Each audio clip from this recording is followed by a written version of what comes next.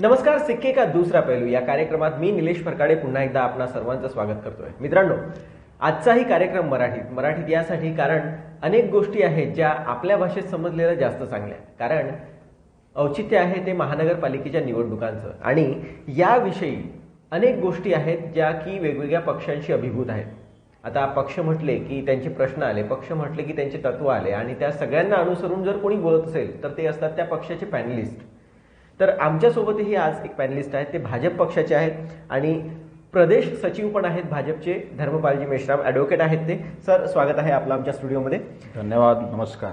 सगळ्यात पहिला प्रश्न आपल्याला मुळात मी आज प्रस्तावना मांडलेली नाही. प्रस्तावना याच्यासाठी नाही की ही आजचा जो एपिसोड आहे तो कोणत्या एका विषयाला धरून नाही आहे, कोणत्या एका मुद्द्याला पकडून नाही आहे, पण आपण सर्वसमावेशक असा हा आजचा इंटरव्ह्यू करूया. कारण की भाजप समोर प्रश्न सुद्धा अनेक आहेत आणि अनेक प्रश्नांची उत्तरं सुद्धा भाजपमध्ये आहेत. त्यामुळं आजचा मुद्दा विदाऊट प्रस्तावनेनं.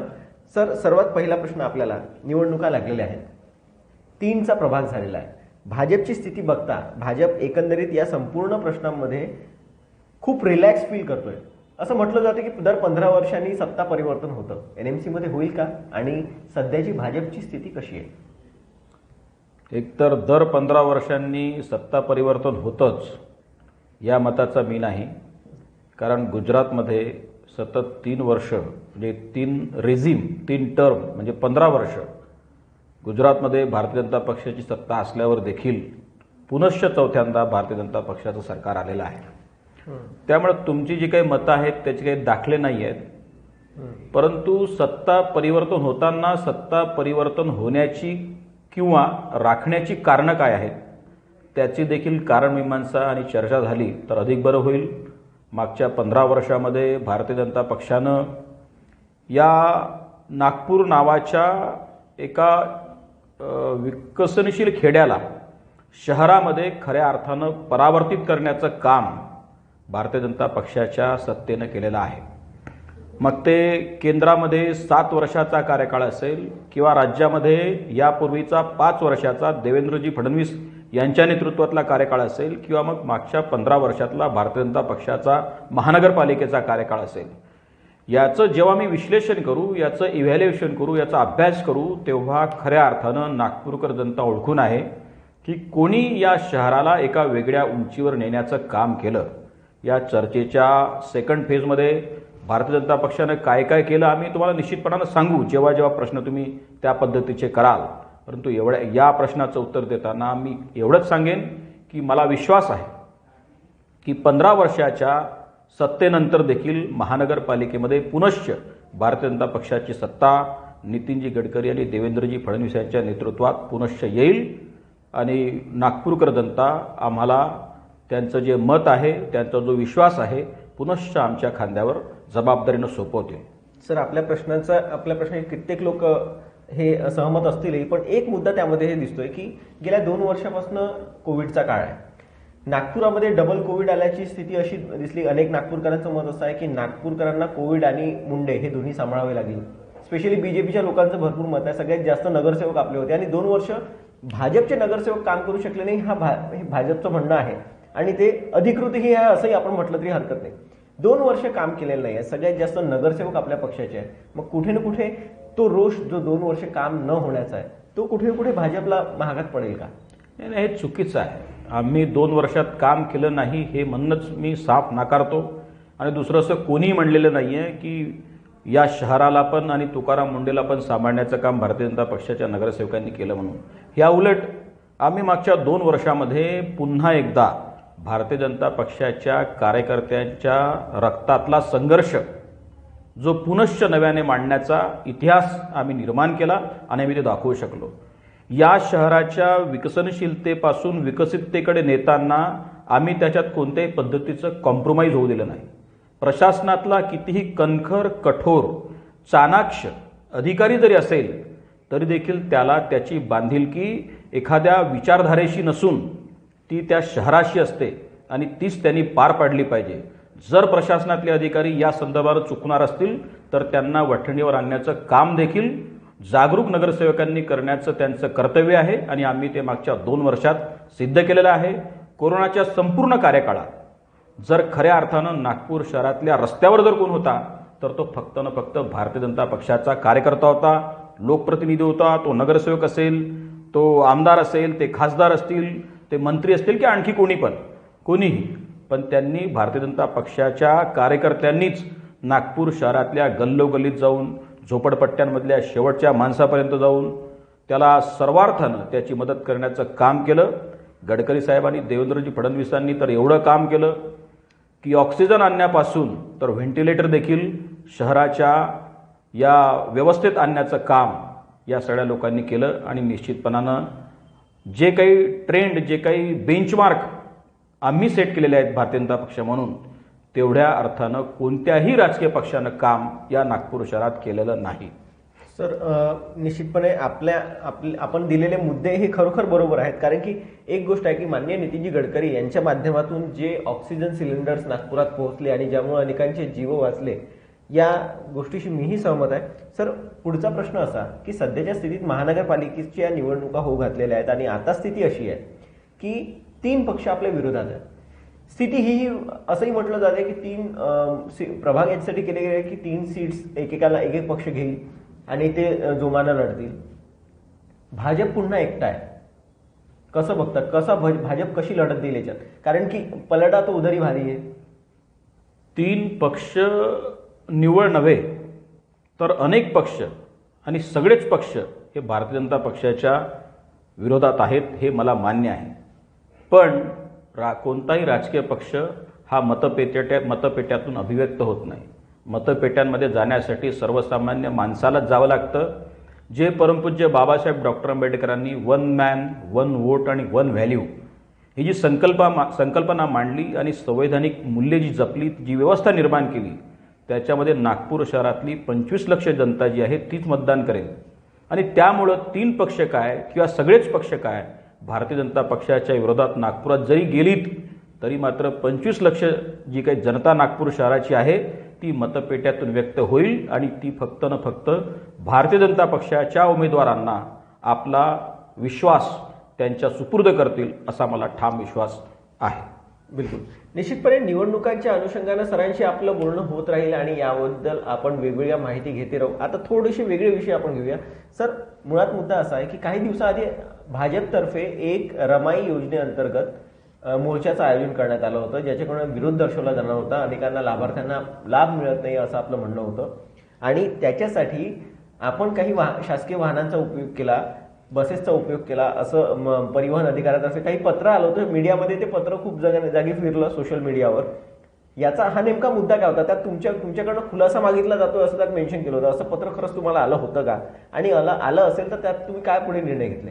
काय नेमकं त्याबाबत होतं? खरं तर देवेंद्रजी फडणवीस मुख्यमंत्री असताना 2014मध्ये मुख्यमंत्री पदाची शपथ घेतल्यानंतर त्यांनी नागपूर शहरातल्या अनुसूचित जाती वर्गाच्या झोपडपट्ट्यांमध्ये राहणाऱ्या लोकांना त्यांचं घर चांगलं बांधण्यासाठी जे 2.5 लक्ष रुपयाचं अनुदान ह्या योजनेअंतर्गत देण्यात येतं ते त्यांनी शपथ घेतल्यानंतर 14.908 करोड रुपये पहिल्या टप्प्यात दिले.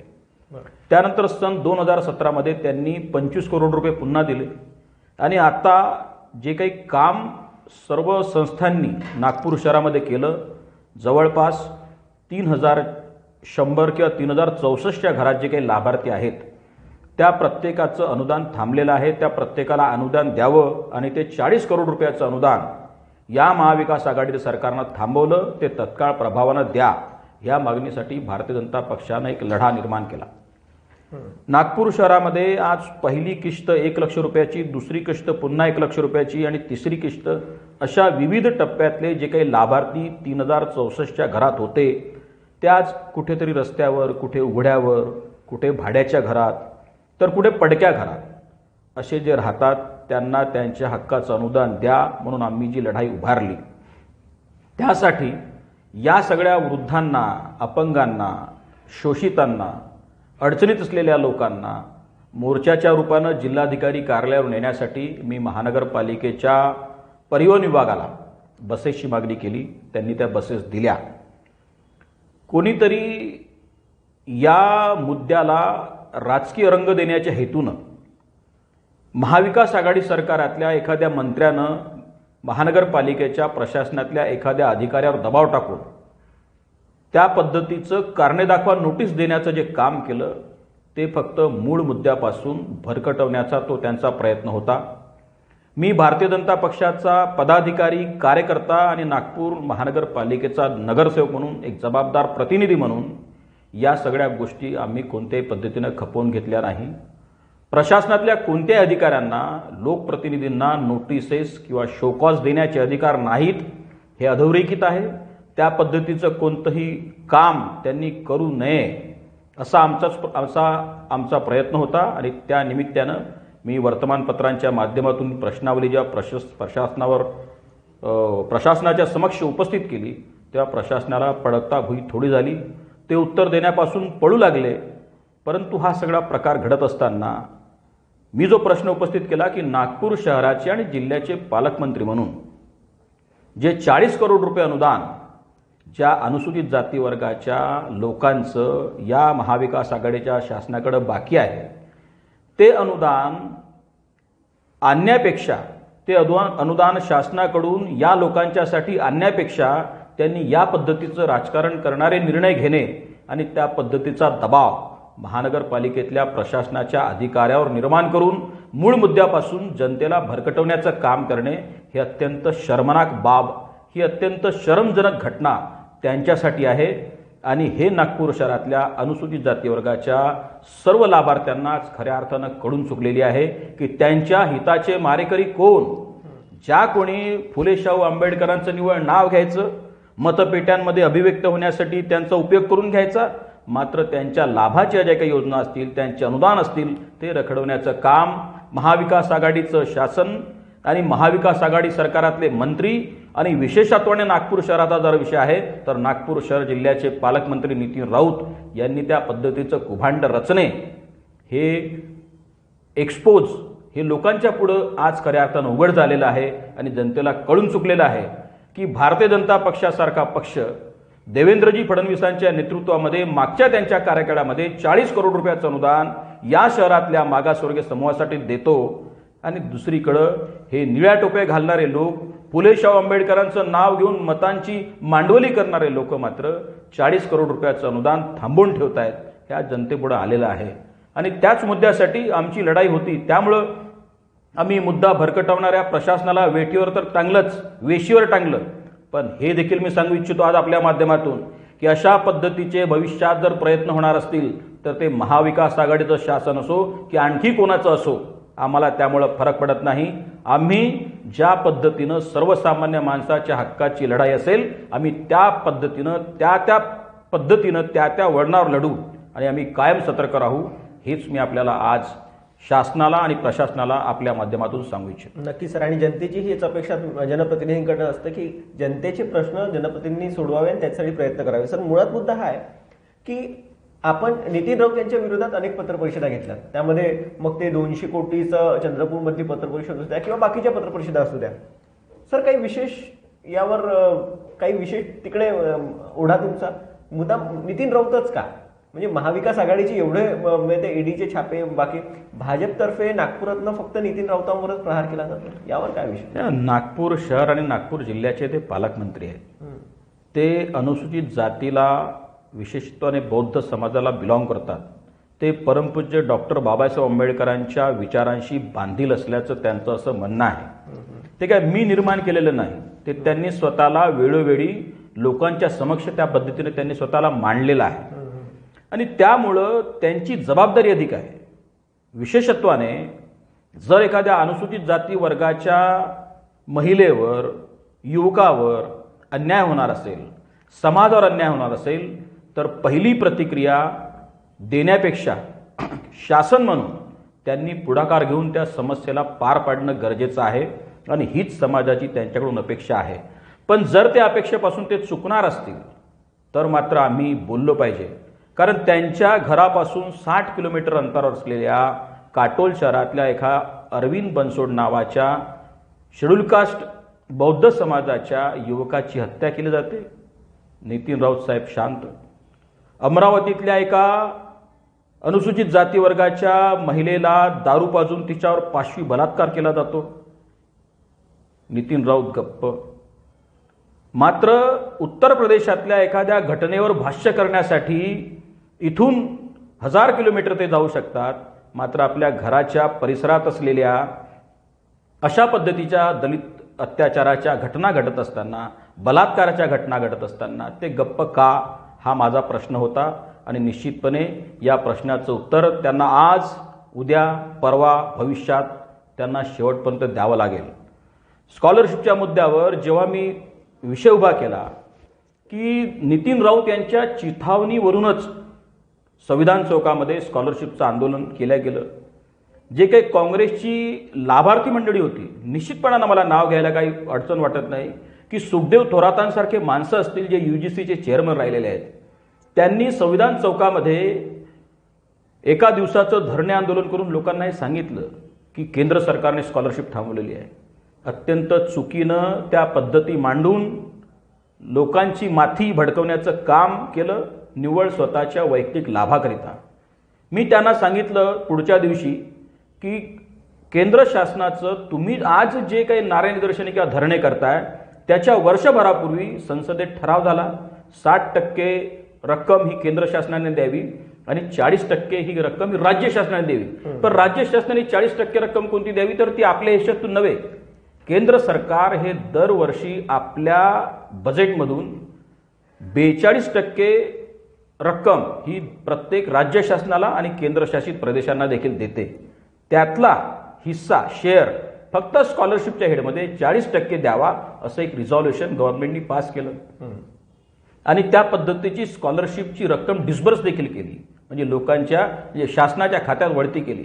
असं असताना वर्षभरापूर्वी सगळी घटना घडलेली असताना निव्वळ स्वतःच्या वैयक्तिक राजकीय स्वार्थासाठी नितीन राऊत साहेबांच्या चिथावणीवरून अशा पद्धतीचं कृत्य होणार असेल तर एक जागरूक, पुन्हा मी सांगतो, एक जागरूक आणि अभ्यासू कार्यकर्ता म्हणून, लोकप्रतिनिधी म्हणून आणि भारतीय जनता पक्षाचा पदाधिकारी म्हणूनही मी समाजाच्या पुढे सत्य मांडलं पाहिजे.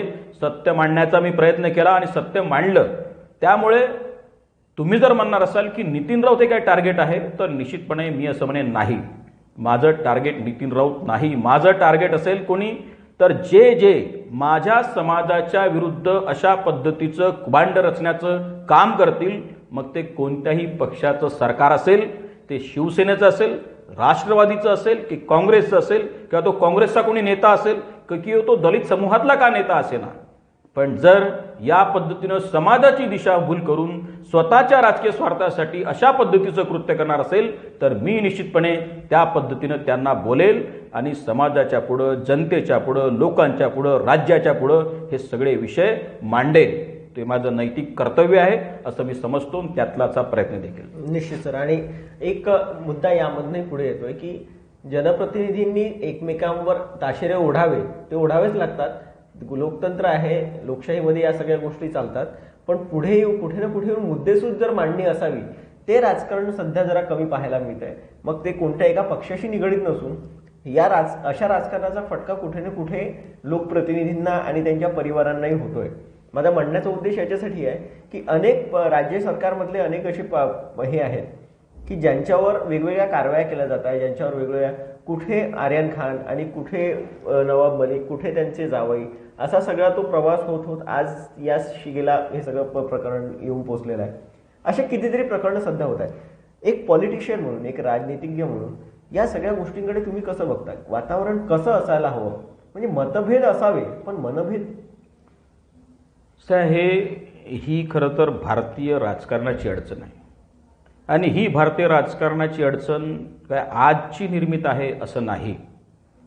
ही भारतीय राजकीय अडचण 1947 पासून, म्हणजे मी असं म्हणेन की भारताच्या फाळणीपासून या विषयाला जर आम्ही त्याचा अभ्यास केला, त्याच्याकडे लक्ष दिलं तर हे सगळे मुद्दे कदाचित आपण अधिक चांगल्या पद्धतीनं समजू शकू. खरं तर एखाद्या अधिकाऱ्यानं एखाद्या आरोपीच्या विरुद्ध कारवाई करणे किंवा चौकशी करणे हा त्या संस्थेतल्या प्रशासनिक अधिकाऱ्यांचा भाग आहे आणि ते त्यांचं प्रशासनिक कर्तव्य आहे. तुमचं जर त्याच्यात वैयक्तिक काय अडचण झाली, म्हणजे अधिक स्पष्ट जर आपण बोलण्याचा प्रयत्न केला, तर आत्ताचे जे काही मंत्री परिषदेतले अल्पसंख्याक मंत्री आहेत नवाब मलिक साहेब, त्यांचा जावई ड्रगच्या रॅकेटमध्ये कदाचित NCBने त्याला आरोपी केला आणि जवळपास त्याला 8-8.5 महिन्याचा सगळ्या कोर्टातून फिरून आल्यावरही तुरुंगवास झाला. याचा अर्थ स्पष्ट असा आहे कायदेशीर भाषेत की कुठं ना कुठं पाणी मुरत आहे. पण जर एखाद्या समीर वानखेडे सारख्या अधिकाऱ्यानं त्याच्यावर कारवाई केली म्हणून त्या अधिकाऱ्याच्या विरुद्ध रान पेटवणं, त्याचं चारित्र्य हनन करणं, त्याच्या वैयक्तिक जीवनावर ताशेरे ओढणं, त्याच्या जातीचे दाखले देऊन, जन्माचे दाखले देऊन त्याला मानसिक खच्चीकरण करण्याचा प्रयत्न करणं, ह्या ज्या बाबी भारतीय राजकारणातल्या आहेत किंवा या लोकशाही व्यवस्थेतल्या आहेत त्या अत्यंत चुकीच्या आहेत. आणि आम्ही म्हणूनही महाराष्ट्रातील 12 करोड जनता निवड नव्हे तर देशभरातली 125 करोड जनता आणि आज जे काही माध्यमं आहेत, माध्यमांचा जो काही सुळसुळाट आहे जो चांगला आहे खरं तर, त्या माध्यमांची देखील जबाबदारी अत्यंत वाढलेली आहे. आमच्यापुढं अनेक गोष्टी वाढून ठेवलेल्या असतील, परंतु त्यातल्या योग्य आणि चांगल्या गोष्टी निवडण्याचं जे काम आणि कसब आणि जबाबदारी, कर्तव्य म्हणून आपल्याला पार पाडण्याची गरज आहे असं मला वाटतं. या गोष्टीचं अधिक विश्लेषण करताना किंवा या गोष्टीकडे सूक्ष्मपणे आपण पाहताना ही लढाई एक आरोपी आणि एक अधिकारी अशाच पद्धतीची आहे. तेवढ्याच अँगलनं, तेवढ्याच दृष्टीनं आपण त्याच्याकडे पाहता आलं पाहिजे. परंतु या पद्धतीचे कंगोरे बदलले. तुम्ही कधी कोणाच्या मेहुणी काय करत होती, ती कोणत्या पद्धतीनं वागत होती त्याच्यावर तुम्ही ताशेरे ओढता. एखादा अधिकाऱ्याची जात कोणती आहे तुम्ही त्याच्यावर ताशेरे ओढता. तर ही महाराष्ट्राच्या राजकारणाला शोभेशी गोष्ट निश्चितपणानं नाही. आम्ही भारतीय जनता पक्षाचं सरकार असताना किंवा भारतीय जनता पक्षाचं राजकारण करताना कोणावरही वैयक्तिक चारित्र्यावर शिंतोडे उडवले जातील अशा पद्धतीचं राजकारण आजपर्यंत केलेलं नाही. पण जर तुम्ही अशा पद्धतीचं राजकारण करणार असाल तर आम्ही कागदोपत्री पुराव्यानिशी तुम्हाला लोकांच्या समक्ष उघडं नागडं केल्याशिवाय ठेवणार नाही. ही देखील आमची कर्तव्य म्हणून आम्ही जबाबदारी समजतो आणि त्या पद्धतीनं आम्ही या विषयांना पुढे नेऊ. त्याच माध्यमातून महाराष्ट्राचे माजी मुख्यमंत्री आणि सध्याचे विरोधी पक्ष नेते माननीय देवेंद्रजी फडणवीस यांनी नवाब मलिकांना वृत्तपरिषदेच्या माध्यमातून कागदोपत्री पुराव्यांसह हे सिद्ध केलं, प्रथम दृष्ट्या लक्षात येईल, हे सिद्ध केलं की त्यांनी मुंबईच्या बॉम्बस्फोटातील आरोपींच्या सहकार्यानं आपली संपत्ती वाढवण्याचं काम केलं, जमिनीचे खरेदी विक्रीचे व्यवहार केले. जर असं असेल तर महाराष्ट्रातल्या 12 करोड जनतेनं ठरवावं की नेमकं महाराष्ट्राचं राजकारण आत्ता किंवा भविष्यात कोणत्या दिशेनं जाणार आहे. जर अशा पद्धतीचं राजकारण होणार असेल, जर मुंबई बॉम्बस्फोटातल्या हत्यारांच्या सोबत जर तुम्ही बसून जरा आठवा त्यावेळेस काय झालं होतं, किती लोक शहीद झाले, किती राष्ट्राच्या किती संपत्तीचं नुकसान केलं गेलं, राष्ट्राची आर्थिक राजधानी असलेल्या मुंबईला वेठीस धरण्याचं काम कोण केलं.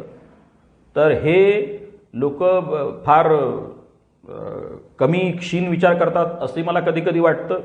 परंतु हे आठवलं तर ते सगळं लोकांच्या लक्षात येईल आणि त्यामुळंच हे आम्ही ठामपणे ठासून सांगितलं. आणि मी देखील सांगतो की होय, तुम्ही देशद्रोही आहात आणि तुम्हाला आज उद्या in the court of law किंवा जनतेच्या न्यायालयात देखील या प्रश्नांची उत्तरं द्यावी लागतील आणि तुम्ही ती दिलीच पाहिजेत, कारण तुम्ही जबाबदार पदावर बसलेला आहात. त्यामुळे निश्चित सर. आणि सर्वात महत्त्वाची गोष्ट ही आहे की जे राजकारण सध्या केलं जात आहे ते कुठे ना कुठे लोकशाहीला पूरक नाही. हे कोणत्याही पक्षाचा व्यक्ती असो, पण एक चांगला राजनीतिज्ञ असल्यावर ही गोष्ट नक्कीच त्या व्यक्तीच्या मनात येईल की सध्या जे राजकारण सुरू आहे ते कुठे ना कुठे सामान्यांच्या लोकशाहीसाठी कधीही योग्य नाही. सर, पुढला प्रश्न. सध्या आता एक प्रोसेस सुरू आहे. सध्या एक गाजणारा मुद्दा आहे तो ST कर्मचाऱ्यांचा. राज्यस्तरीय मुद्दा आहे आणि आपण प्रदेश सचिव आहात निश्चितपणे, त्यामुळं हा प्रश्न तुम्हाला विचारावा वाटतो की सध्याच्या स्थितीमध्ये ST कर्मचारी आंदोलनाला बसले आहेत. हजारो लोकांना हे केलं गेलं आहे, कामावरनं काढणं कमी करण्याचे नोटिसेस निघालेले आहेत. भाजपच्या काळातही इथे ही स्थिती होती. मग भाजप आज त्यांना समर्थन देते, पण जेव्हा भाजपचं सरकार होतं तेव्हा भाजपने का नाही केलं? हे लक्षात घ्या. आज महाविकास आघाडीचं सरकार आल्यानंतर जवळपास 1 लाख कर्मचारी जे MSRTCमध्ये कॉन्ट्रॅक्ट बेसिसवर आहेत, खाजगी कंत्राटी तत्वावर काम करतायत, ते जवळपास 1 लक्षच्या घरामध्ये त्यांची संख्या आहे. मूळ प्रश्न कुठून सुरू झाला की दिवाळीचा सण तोंडावर असताना त्यांचे खरं तर पगारच केल्या गेले नाही. आणि जर अशा पद्धतीनं 3-3, 4-4, 6-6 महिन्याचे पगार त्यांचे वेठीस धरले जातील, त्यांना जर तुम्ही दिले जाणार नाहीत तर त्यांचे मुलं बाळं बायका लेकरं काय करतील. आज मी अनेक वृत्तवाहिन्यांच्या माध्यमातून त्या मुलींचे मुलांचे व्हिडिओज पाहिले. डोळ्यात आसू आणून त्यांना त्यांच्या शाळेची फीस भरण्यासाठी पैसे नाहीत, त्यांना दिवाळीचा सण तोंडावर असून घरी गोडधोड करण्याचं जाऊ द्या हो, त्यांना 2 वेळचं पोटभर अन्न मिळण्याची देखील सोय नाही. ते सगळे परिवार घेऊन रस्त्यावर बसलेले आहेत. मला सांगा, भारतीय जनता पक्षाच्या कार्यकाळात ही वेळ आली होती काय? तर निश्चितपणानं आली नव्हती. तुम्ही पगारही देऊ शकणार नसाल, एक साधा प्रश्न आहे, तुम्ही जर पगार देऊ शकणार नसाल तर तुम्ही भरती तरी कशाला करता? तुम्ही लोकांना राबवून तरी कशाला घेता? आणि जर महाराष्ट्रामध्ये अशा पद्धतीची व्यवस्था असताना जर तुमच्याकडे पैशांची अनुपलब्धता आहे, हे जर आम्ही स्वीकारलं किंवा मान्य केलं एका तांत्रिक दृष्टीनं, तर तुम्हाला कर्ज रोखे उभारता येतात, तुम्हाला कर्ज घेता येईल, परंतु त्या कर्मचाऱ्यांचे पगार देणं, त्यांच्या परिवारांचं पालनपोषण करणं ही जबाबदारी सरकार म्हणून तुमची आहे. आणि या कामात तुम्ही चुकलेला आहात. आणि त्यामुळं महाविकास आघाडीचं सरकार एकीकडं आत्ता जी काही आकडेवारी आहे, हजारो करोड रुपयाच्या भ्रष्टाचारात गुंतलेली असताना सर्वसामान्य कर्मचारी मात्र आपल्या 15-20 हजार रुपयाच्या पगारासाठी रस्त्यावर येऊन बसणार असेल तर हा फरक कुठे भरून काढणार? आणि मग या सरकार म्हणून तुमचं चूक नाही काय? त्या सरकारनं या पद्धतीचं काम थांबवलं पाहिजे. हे करताना तुम्ही आता जो बंद त्यांनी पुकारलेला आहे कर्मचाऱ्यांनी, तो बंद मोडीत काढताना तुम्ही त्यांच्यावर दंडुके बरसवता, तुम्ही त्यांना कामावरून निलंबित करता, बडतर्फ करता. ही कुठली पद्धत आहे? तुम्ही त्यांचा संप फोडण्याचं काम करता. तुम्ही वेगवेगळ्या युनियन स्थापन करून संप फोडण्याचंही ज्या पद्धतीने तुम्ही करताय, ही पद्धत या महाराष्ट्रानं कधीही स्वीकारलेली नाही. त्यामुळं कर्मचाऱ्यांच्या हक्कासाठी भारतीय जनता पक्ष आज या MSRTCच्या खाजगी तत्वावर काम करणाऱ्या कंडक्टर आणि चालकांच्या पाठीशी आहे, त्यांच्या परिवाराशी आहे. आज काल तारखेपर्यंत जवळपास 37 कर्मचाऱ्यांनी आत्महत्या केल्या. कशाला म्हणतात? म्हणजे कालपर्यंत पिकाची नासधूस झाली म्हणून आत्महत्या करणारा शेतकरी देखील आम्ही अत्यंत दुःखी मनानं पाहिलेला आहे. आज महिनाभर कामावर जाऊन जर तुम्ही त्याला पगार देणार नसाल आणि जर ते आत्महत्या करणार असेल तरी जबाबदारी कोणाची? सरकार जरी जबाबदारी घेणार नसेल, त्यांचं पालकत्व स्वीकारणार नसेल, तर त्यांच्याकडून काम देखील तुम्ही काढून घेऊ नका. या पद्धतीचं काम अत्यंत वाईट आणि वाह्यात पद्धतीचं, भ्रष्ट पद्धतीचं काम महाविकास आघाडी सरकारनं चालवलेलं आहे. आणि म्हणून भारतीय जनता पक्ष म्हणून आम्ही या सर्व कर्मचाऱ्यांच्या मागण्यांच्या पाठीशी आहोत, आम्ही त्यांच्या परिवाराच्या पाठीशी आहोत, आम्ही त्यांच्या पाठीशी आहोत. सर, आता आंदोलन चिघळण्याची स्थिती आहे. आंदोलन अनेक जणांनी नोकरीवरनं बडतर्फ करणं सुरू केलेलं आहे. लोक भीतीमुळे हे आंदोलन इथे कुठे ना कुठे वेगळं वळणही घेऊ शकतं. कदाचित आंदोलन विस्कळीत होऊ शकतं किंवा आंदोलनाला आणखी उग्र रूपही येऊ शकतं. भाजपचा स्टँड काय असेल? मी आपल्या माध्यमातून अशा सगळ्या संपकर्त्यांना आवाहन करू इच्छितो किंवा कर्मचारी कामगारांना आवाहन करू इच्छितो की आत्महत्या हा पर्याय होऊ शकत नाही. संघर्ष करावाच लागेल. तुम्हाला तुमच्या मागण्यांसाठी संघर्ष ज्या ज्या पद्धतीचा असेल, कायदेशीर मार्गानं ती संपूर्ण लढाई लढण्याची तयारी आपण सगळ्यांनी ठेवली पाहिजे. आणि भारतीय जनता पक्षाचा प्रत्येक कार्यकर्ता अशा सगळ्या कर्मचाऱ्यांच्या, कामगारांच्या आणि त्यांच्या परिवाराच्या पाठीशी निश्चितपणानं राहील. ज्या ज्या ठिकाणी जे शक्य असेल त्या सगळ्या पद्धतीचे प्रयत्न भारतीय जनता पक्षाचा कार्यकर्ता निश्चितपणानं करेल, एवढाच विश्वास मी या प्रसंगी देऊ शकतो. मिस्टर सर, स्थिती आता अशी आहे की आपण पुन्हा NMC निवडणुकीकडे येऊया, कारण की आता कार्यक्रमाचा उत्तरार्ध आहे आणि अनेक मुद्द्यांवर आपण चर्चा केलेली आहे असं मला वाटतंय. मुळात नागपूर महानगरपालिकेच्या निवडणुका आहे. एक तर एका बाजूला तुम्ही आहात, एका बाजूला विविध पक्षांची एकजूट असलेली सरकार आहे आणि सोबतच त्यांचे एकजूट पद्धतीनं आता आपण सध्या हीच प्रिडिक्शन करू शकतो की एकत्रितपणे ते लढतील. वेगळेही लढतील तरी त्यांची मित्रपक्षांचं ते काम असेल. किती प्रिडिक्शन आहे? आणि सोबतच नगरसेवक पण वाढलेले आहेत, एरिया वाढलेला आहे. किती प्रिडिक्शन आहे बीजेपीचं? भारतीय जनता पक्ष स्पष्ट बहुमतात येईल आणि मी आपल्याला विश्वास देतो की आज भारतीय जनता पक्षाची संख्या ही 108 आहे. या महानगरपालिकेच्या निवडणुकीमध्ये 108 पेक्षाही संख्या जास्त राहील.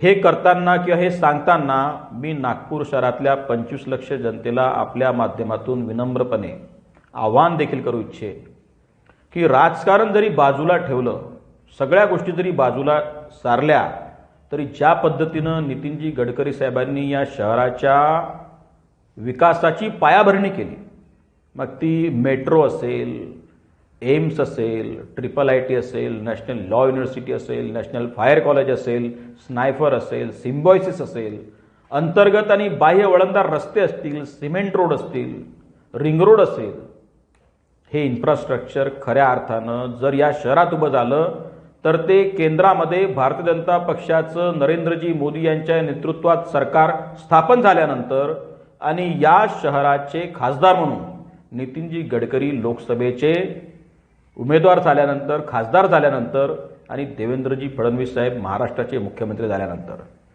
आणि एवढंच नाही तर कोरोनासारख्या महामारीला सामोरं जाताना ज्या पद्धतीनं या शहराचं पालकत्व नितीनजी गडकरी आणि देवेंद्रजी फडणवीसांनी आपल्या खांद्यावर अक्षरशः घेतलं आणि भारतीय जनता पक्षाचा प्रत्येक कार्यकर्ता स्वतःचा परिवार आणि देहभान विसरून ज्या गतीनं पद्धतीनं रस्त्यावर संकटग्रस्तांना मदत करण्यासाठी उतरला, मला निश्चितपणानं या 25 लाख लोक जे बोलत नाहीत परंतु मतपेट्यातून अभिव्यक्त होतात, ज्यांचे चेहरे, डोळे आणि देहबोली सांगते, ते आमच्यावर विश्वास ठेवेल आणि भारतीय जनता पक्षाच्या उमेदवाराला मतदान करील आणि निश्चितपणानं या शहराची कमान आणि धुरा पुनश्च भारतीय जनता पक्षाच्या सुपूर्द करेल असा मला विश्वास वाटतो. सर, आमच्या त्या विषयासाठी शुभकामना आहेत. पण एक मुद्दा मुळात नागपूरच्या स्थितीत, शेवटचा प्रश्न आहे, एक मुद्दा मुळात नागपूरच्या स्थितीमध्ये दिसून आलेला आहे की याच्या आधी ज्या पदवीधर मतदारसंघाच्या निवडणुका झाल्या,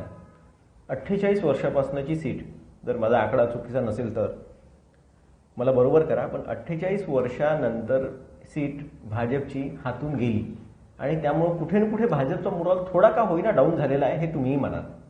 तर या गोष्टीचा किती फरक पडेल NMCच्या निवडणुकांमध्ये? नाही, एक लक्षात घ्या, सगळ्यात पहिली गोष्ट, भारतीय जनता पक्षाचा कार्यकर्ता मी सांगितलं की आमच्या रक्तात संघर्ष आहे, त्यामुळं आमचं मोरल बिरल काही डाऊन होण्याचा प्रश्न किंवा प्रयत्न येत नाही.